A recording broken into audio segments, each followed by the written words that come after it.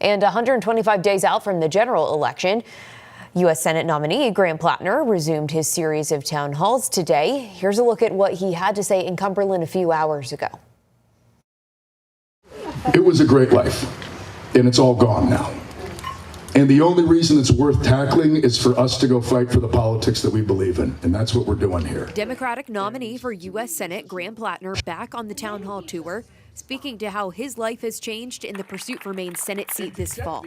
The idea that today, in 2026, we have less than this state had when I was born makes absolutely no sense.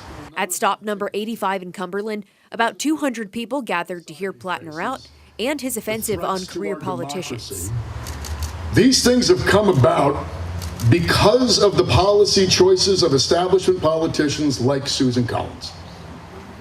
They have come about because for decades, our quote-unquote representatives have primarily been representing the interests of money and power. He continued his crusade on getting the money out of politics.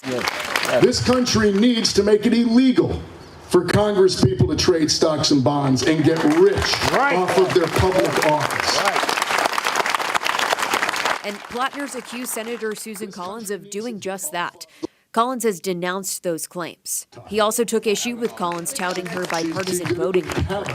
When it counts, Susan Collins shows up for Donald Trump and she shows up for a conservative agenda. She is not a moderate. She isn't.